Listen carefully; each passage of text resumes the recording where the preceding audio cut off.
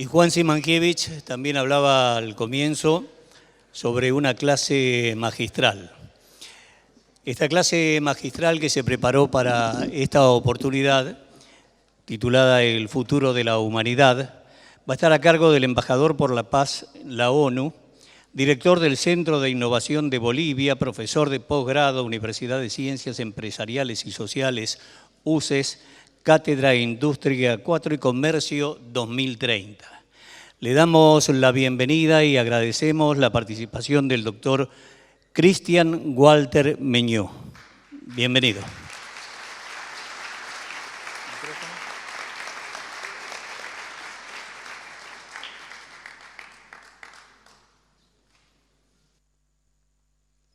Hola.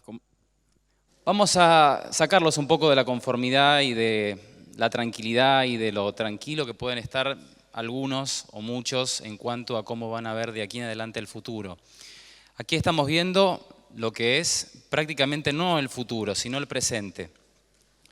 Cuando hablamos de revolución industrial, se nos viene a la cabeza la industria 4.0, pero poco estamos dejando a la imaginación que vamos a transformarnos como seres humanos. Vamos a llegar a un punto donde desde el año que viene, con la irrupción del 5G en nuestras vidas, prácticamente todo se va a transformar. Nos va a invitar a tener que reinventarnos mentalmente, a tal punto que todo lo que ustedes crean hoy como cierto se va a transformar, o todo lo que ustedes piensen que es imposible va a cambiar. Si hoy tienen una mentalidad que está basada con una religión, que está basada con un criterio, que piensan que lo que es blanco, lo que es negro, lo que es izquierda, derecha es así, bueno, déjenme decirles que con la irrupción de la computación cuántica, prácticamente todo se va a reinventar. Vamos a ver la realidad al 100%. ¿Ustedes creen que ven la realidad cuando ven lo que están viendo, cuando estén viendo en este momento, creen que están viéndome, o sea, como soy, o es una proyección de su cerebro? Porque déjenme decirles que todo lo que hoy nosotros sabemos es un 5% nada más de lo que es la realidad. La física como la ciencia son inexactas, la computación cuántica no lo es. Los primeros 7 años de nuestra vida fueron los que hicieron que nosotros nos pusiéramos donde estamos hoy. Nosotros somos una programación del subconsciente. Por lo tanto, todo lo que estamos reflejando en nuestra vida, nuestra realidad, lo que nos rodea, lo que vemos afuera, que está basado a través de fotones que son generados en la luz, que llegan a nuestros ojos y que solamente nuestros ojos en la retina perciben un 4% de lo que estamos viendo en realidad. Después, el resto es una proyección de nuestro subconsciente al exterior. Eso hace que prácticamente la realidad como hoy la estamos viendo se vaya bifurcando con el tiempo cada vez más. Pero desde el 2020 vamos a ver una realidad completamente diferente. Vamos a ver una realidad que ya no va a ser esta realidad física. Hoy nuestro día tiene 24 horas. Nosotros vamos a estar empezando a ver un día que va a tener 72 horas. Vamos a vivir un día de 72 horas, pero vamos a seguir estando en 24 horas. La realidad que hoy vemos tiene lo que todos están haciendo en este momento. Están sentados, algunos con el celular, otros parados. Eso es la realidad física. Con la realidad digital, que empezó a modificar nuestra realidad física desde el 2010 con la aparición de las corporaciones tecnológicas que nos brindaron las plataformas tecnológicas, que son prácticamente hoy nuestro mayor desafío para nuestra subsistencia, no solamente como seres humanos, sino como personas que vamos a tener que reinventarnos. Hizo que tuviésemos ya una segunda realidad, la realidad digital. ¿Qué quiere decir? De la realidad física ustedes pasan a la realidad digital anotando todo lo que ustedes ven en realidad física. Pero con el 5G nosotros vamos a generar una realidad aumentada. El 5G no solamente tiene esta particularidad que tiene 400 veces más rápido que el parpadeo del ojo, la velocidad que va el 5G.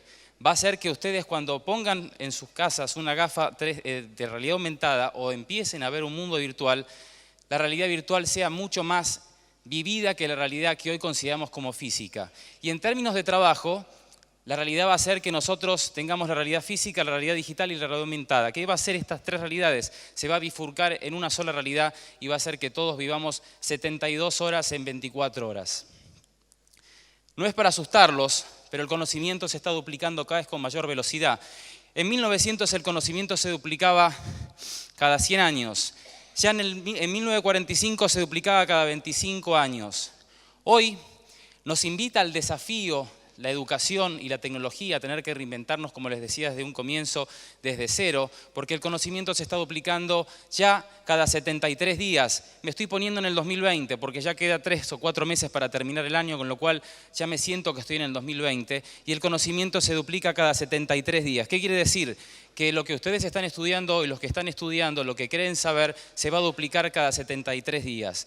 Y en el año 2030, la velocidad de la tecnología y la velocidad que va a generar la fusión entre la tecnología de 5G más la computación cuántica y la inteligencia artificial va a implicar que esa fusión genere que el conocimiento se duplique cada 12 horas. Prácticamente nos va a llevar a que tengamos que reinventarnos no solamente con la realidad que estamos viendo, sino también el desafío de qué va a pasar con nuestros derechos mentales, porque ya estamos hablando de que en Silicon Valley, que Elon Musk están planteando la idea de que tengamos un chip en el cerebro. Hace poco aquí en Argentina vino Rafael Yuste y planteó lo que presentó en la ONU para que tengamos los denominados neuroderechos, porque son necesarios ante lo único que nos hace seguir siendo seres humanos, porque ya la privacidad prácticamente no va a existir, ya prácticamente lo que uno piensa que es la libertad individual, si no se defiende, si no empezamos a trabajar los derechos individuales, vamos a estar en serios problemas. Problemas que son mucho más severos que los que podemos ver en términos comerciales. Porque la mayor pobreza que yo veo en Latinoamérica no es la parte económica, sino la pobreza mental. No nos estamos preparando realmente para el futuro que necesitamos. Ese futuro que necesitamos nos invita a ser trabajadores del conocimiento, personas que desde que se levantan hasta que se van a dormir están aprendiendo. ¿Cuántos de ustedes cuando se levantan a la mañana están haciendo eso o están con ganas, con pasión de generar los cambios, no solamente para su familia, sino también para el lugar donde estén? Eso hace que a mí me convierta en trabajadores del conocimiento. Y eso también, en cierta forma, de los trabajadores del conocimiento nos invita a llevar a esta idea de que ya hoy todos somos cyborgs. ¿Por qué somos cyborgs? Si ustedes van y se fijan qué significa ser cyborg, cyborg significa darle a la tecnología la posibilidad de aumentarse como ser humano. El hecho de que nosotros, desde 1980, le hayamos dado al celular las capacidades que antes eran innatas al ser humano, nos hace ser, en cierta forma, cyborg. Y a medida que nosotros empezamos a ver que ya desde este año en China se están haciendo humanos que tienen la posibilidad de ser diseñados desde el nacimiento, inclusive antes desde el nacimiento, o ver que en escuelas en China están con sensores para estudiar y aumentar su capacidad gracias a la inteligencia artificial, eso ya nos invita a ver que el mundo lo tenemos que empezar a ver de una forma híbrida, mitad humana, mitad artificial. Esta cuestión de ser cyborgs no es para asustarse, pero sí para tener que pensar ya desde hoy que nosotros tenemos que realmente tomar un control como continente. De lo contrario estamos en serios problemas, no por los problemas políticos porque venga una izquierda o una derecha, sino porque las corporaciones no tienen nombre. La inteligencia artificial es neutra, nosotros la alimentamos y con la computación cuántica vamos a generar lo que se denomina la superinteligencia artificial. Muchos, como Ray Kurzweil de Google, vaticinan que eso será en el año 2035 al 2045. ¿Qué quiere decir esto? Que en el año 2029 se prevé de que vamos a llegar ya a ver que una inteligencia artificial tenga la misma capacidad que un cerebro humano. Y eso va a implicar que después eso siga aumentando. Si muchos saben la ley de Moore, me entenderán. Se duplica cada 2 años la cantidad de transistores, baja el valor de la tecnología y a su vez estamos hablando ya de que en Latinoamérica no se habla de la computación cuántica, pero les hago hincapié en eso porque eso va a ser lo que le dé la posibilidad a una inteligencia artificial de tomar conciencia propia de que existe y de programarse así sola. Por eso la solución que nosotros estamos en este momento viendo en muchos casos, en muchos países, es que lo mejor es que los chicos estudien programación, porque eso va a ser supuestamente el trabajo del futuro. Déjenme decirles que según el último foro de Finlandia de inteligencia artificial, vaticinan que en 4 años las inteligencias artificiales se van a programar por sí solas.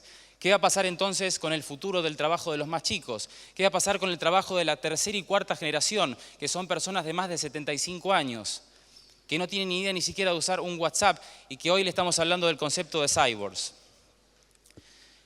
Y las habilidades blandas son cada vez más necesarias. ¿Y qué es? Además de ser necesaria la habilidad blanda, es la posibilidad de ser competitivos ante una era donde prácticamente nosotros nos tenemos que reinventar y adquirir habilidades que son netamente humanas. El gran problema que vemos hoy en día en la sociedad no son los robots, no son ni la inteligencia artificial, porque no es lo mismo inteligencia artificial que robots, es otra cosa que la gente confunde, ni la tecnología. El gran problema es la crisis del hombre. El hombre tiene prácticamente un concepto que es manejar su inteligencia a través de la parte racional y la mujer a través de la parte emocional. Y la fusión para que las habilidades blandas puedan generar una proyección de crecimiento de aquí a los próximos 20 años es que hagamos una fusión entre lo masculino y lo femenino. Y eso hará que nosotros podamos adquirir las habilidades blandas. ¿Qué quiere decir? Que la mujer sea un poco más hombre y que el hombre sea un poco más mujer. Mientras hayamos logrado eso, nosotros vamos a haber podido conseguir tener trabajadores del conocimiento y que tengan las habilidades blandas necesarias para poder estar a la altura de los desafíos que vamos a tener. Vamos a tener empresas donde no se van a necesitar trabajadores que hagan tareas repetitivas. Vamos a tener empresas donde prácticamente todos van a tener que adquirir habilidades constantemente. Esto es el desafío de cada uno. Por eso cuando hablamos de la transformación del futuro, necesitamos líderes como ustedes, que van a ser premiados el día de hoy, pero que esa premiación les tiene que permitir empezar a sincronizarse y a trabajar en conjunto. Porque el futuro, para ser llevado de una manera más equitativa, igualitaria y justa para todos, es que logremos equipos de intersección y equipos donde se puedan integrar y complementar, interdisciplinarios, donde los políticos, en vez de tener asesores que están viendo con quién armar las reuniones, que sean asesores tecnológicos, que sean filósofos, porque la política no va a estar definida por políticos que están hablando del siglo XXI, cuando en realidad están hablando del siglo XX. Ese es el gran problema que estamos teniendo. Necesitamos reinventarnos cuanto antes, porque esto es algo que no nos va a dar el tiempo para premiarnos. Desde el 2020 la realidad va a cambiar rotundamente y eso va a llevar a que tengamos que sí o sí ser creativos, adaptarnos a los entornos cada vez más cambiantes, ser soñadores, ser apasionados, tener la posibilidad de resolver problemas cada vez más rápidos. Tengan en cuenta que el tiempo pasa cada vez más rápido y es como la velocidad con la que hablo. Y eso hace justamente que todo lo que no se puede automatizar sea valioso. El amor, la empatía, el trabajo en equipo, la posibilidad de ser apasionados con lo que hagan, eso los va a hacer seguir siendo útiles en la sociedad. Jeremy Rifkin, que fue el ideólogo de la industria 4.0, le dijo a Angela Merkel, Alemania necesita reinventarse. Entonces ella le dijo, bueno, pero ¿qué tenemos que hacer? Tenemos que crear un nuevo modelo económico, porque el modelo que ustedes están utilizando utiliza energías que están contaminando. Este sistema que están utilizando es un sistema que prácticamente ya está en desuso. La tecnología va a ser una fusión tanto en la parte de transporte, en la parte de comunicación y en la parte de industria. Y eso va a generar que haya una super mega inteligencia llevada a través de un GPS que va a telemonitorear absolutamente todo. Angela Merkel dijo, perfecto, vamos a llevar adelante el concepto de industria 4.0, pero se descuidaron de una cosa. ¿Qué pasa con los humanos? Porque después Jeremy Rifkin dijo, a final de este siglo seguramente nosotros vamos a necesitar nada más 5% de la población para poder cumplir con el PIB.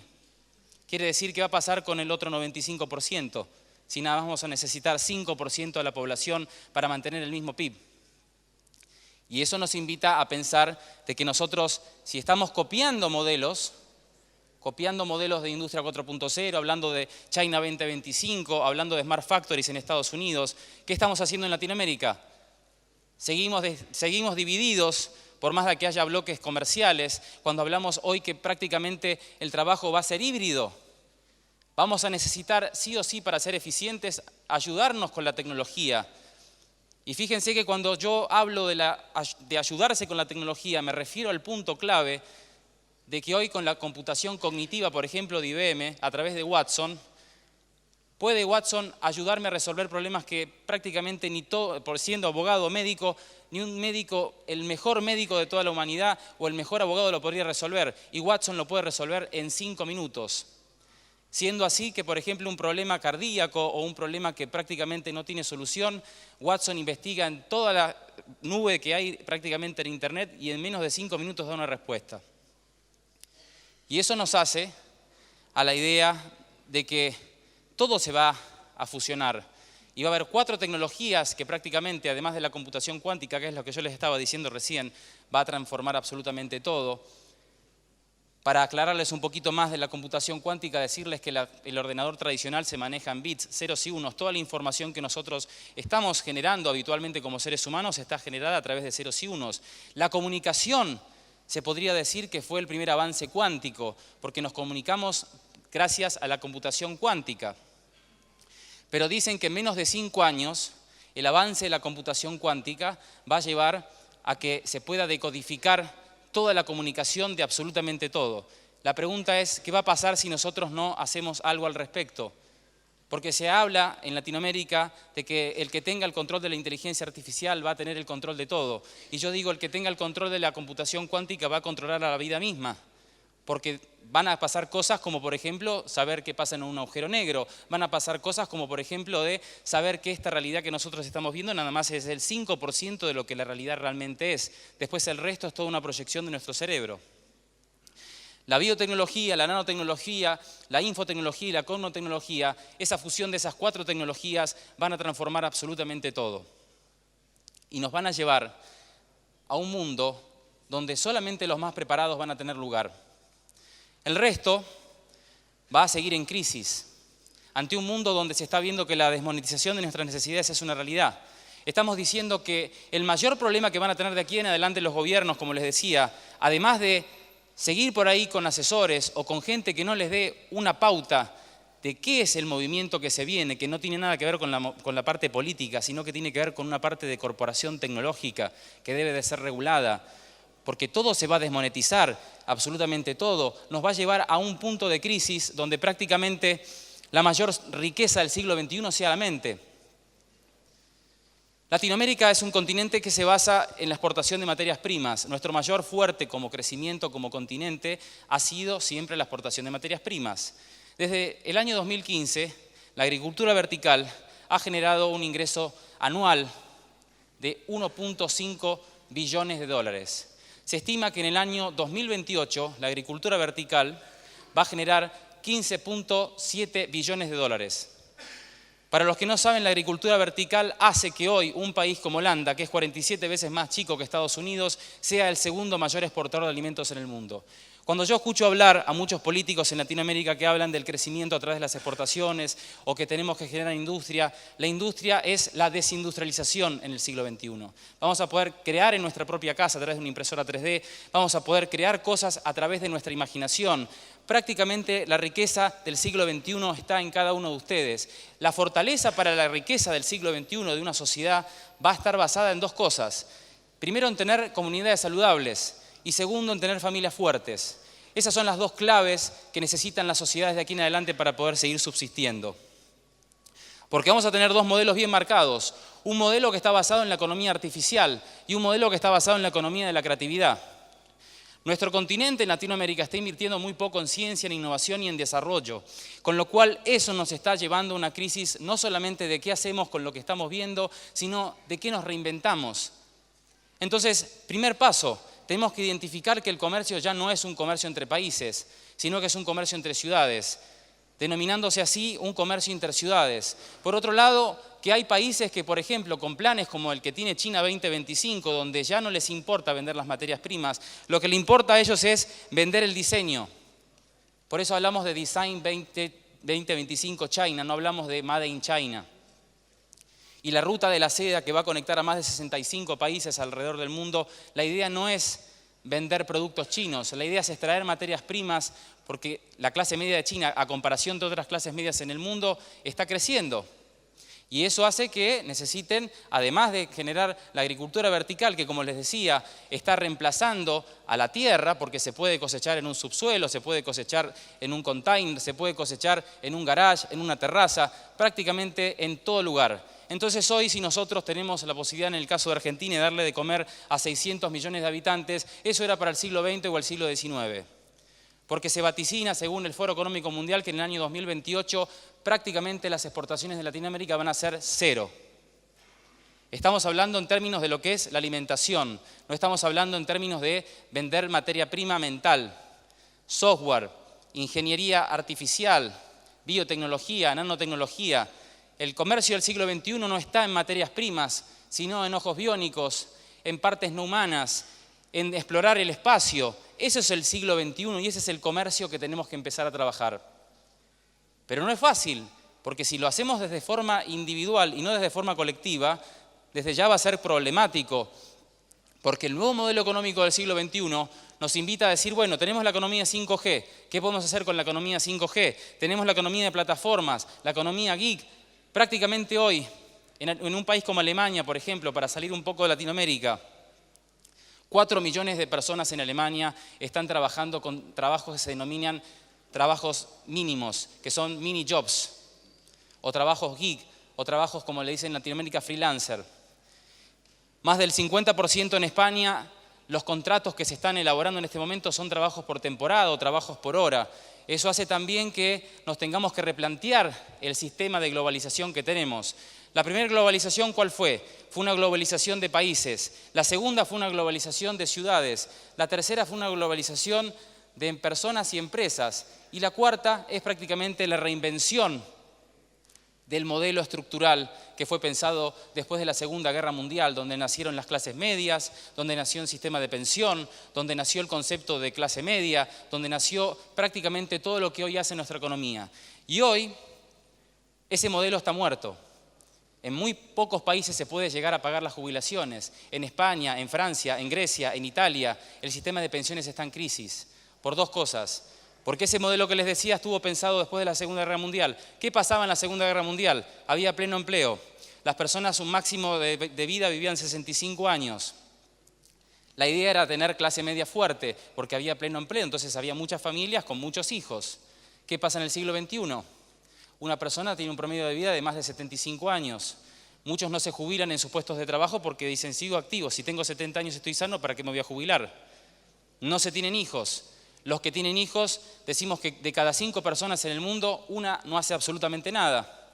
Y las otras, como en el caso de España, por ejemplo, un trabajador que recién ingresa a trabajar gana 20% menos que el abuelo que está en la casa descansando. Entonces dice, bueno, me quedo haciendo lo que el abuelo me diga porque la verdad salir a trabajar para que él me mantenga y además con esto puedo salir de farra y todo lo demás, ¿para qué trabajo? Y encima la educación necesita de ser repensada y reinventada, o sea, ya con cursos de 2 años para decir que soy máster en tal cosa o especialista en tal otra, ya no me sirve. Alguien les tiene que decir estas cosas, porque va a pasar que las crisis se van a ir acentuando cada vez más en lugares donde no se esté pensando, no se esté rediseñando el futuro. Nadie se va a salvar de esto, ningún país, con la diferencia que hay países que sí están trabajando y países que sí tienen la idea de que el futuro está en Internet. Hoy en la actualidad decimos que China maneja el 75% de las ventas de e-commerce. El futuro del crecimiento a nivel sector medio, para que no deje de existir, va a estar justamente en el Internet del futuro. Además, este Internet que hoy estamos viendo es un Internet precario, pero el Internet del futuro va a tener estas cosas. Blockchain, que va a estar todo conectado a través de bloques, que eso va a permitir que los que hoy trabajan como intermediarios, abogados, contadores, tengan que reinventarse y ya dejar de ser terciarizados o intermedios, van a tener que buscar otro rol, porque el Internet va a permitir que yo pueda comunicarme con otra persona, peer-to-peer, persona a persona, y hacer que yo pueda no necesitar ni de contadores, ni de abogados, ni de escribanos. Además, la computación cuántica. Hoy la comunicación tradicional, si yo llamo a Juan, Juan está en el otro lado y hay una línea que sigue esa comunicación. Pero con la computación cuántica, yo no voy a seguir esa línea, porque puede ser que yo lo llamo a Juan, pero como pueden descifrar la encriptación de esa comunicación aparezca en otro lado. Fíjense, si esto no se regula, si esto no se empieza a considerar y a tratar, ¿en dónde podemos terminar? La personalización del consumo. Esto lo saben muy bien las corporaciones tecnológicas, que son las que les van a vender absolutamente todo. Les digo el ejemplo, Alibaba, Amazon, son los 2 modelos de comercio pyme del siglo XXI. Pero tenemos una solución. Si de aquí, de este lugar, tenemos personas que son hacedoras, o como dicen en Estados Unidos, makers, nosotros podemos lograr tener una industria media que sea fuerte. Y el trabajador del futuro va a tener la mente factura que puede crear a través del conocimiento, va a tener la posibilidad de ya no pensar en una economía del tener, sino del ser, porque eso es prácticamente lo que hace a las ciudades del conocimiento, ciudades donde prácticamente todo se va a reinventar, donde la materia prima va a estar en el ser y no en el tener. Las ciudades van a ser el motor de la economía, eso es una gran realidad. Hoy 600 ciudades hacen al 80% del PIB global. Es por eso que ya tenemos que dejar de ver al mundo entre países. Por ahí por las nacionalidades sigan existiendo ese concepto de nacionalidades por países. Pero en términos de comercio nosotros nos tenemos que basar en este nuevo mundo. Porque en el siglo XIX hablábamos de imperios, en el siglo XX hablábamos de la geografía y hablábamos de las ciudades, pero en el siglo XXI, además de hablar de ciudades, hablamos del concepto de megalópolis. Como hoy estamos hablando de comercio interciudad y como hoy yo me presento aquí ante ustedes a hablarles del comercio del futuro, les digo que hoy ya tenemos el primer proyecto para lanzar en Latinoamérica la primer megalópolis en Latinoamérica. Se vaticina que va a haber 50 megalópolis, que va a empezar a surgir este concepto a través de lo que pase con el Brexit en Reino Unido. ¿Y cuál va a ser la idea del comercio interciudad? La integración, la cooperación y la complementariedad, que van a ser factores básicos para haber cumplido un modelo donde prácticamente lo más importante en el caso de Latinoamérica sea la idea de generar sinergias a través de lo que nos hace ser seres humanos y de lo que hace que nosotros seamos lo que somos como ciudadanos del conocimiento. La tecnología, el turismo, el deporte, el comercio, la industria y los foros, eso hace al nuevo proyecto de comercio en Latinoamérica, que nace desde Santa Cruz de la Sierra, ciudad donde nosotros estamos como centro de innovación en Bolivia, y que termina en el Alto Paraná, Hernandarias. Doctor, tenemos los 2 minutos finales. Bien. La materia prima, energía e información es prácticamente todo lo que se va a hacer en resultado de lo que es el comercio que se va a ir desarrollando. Y la singularidad comercial, donde todo se va a ir reinventando. Los modelos, Alemania empodera la fábrica, China empodera el diseño, Japón empodera a tener una ciudad prácticamente robots humanos y Estados Unidos a la industria.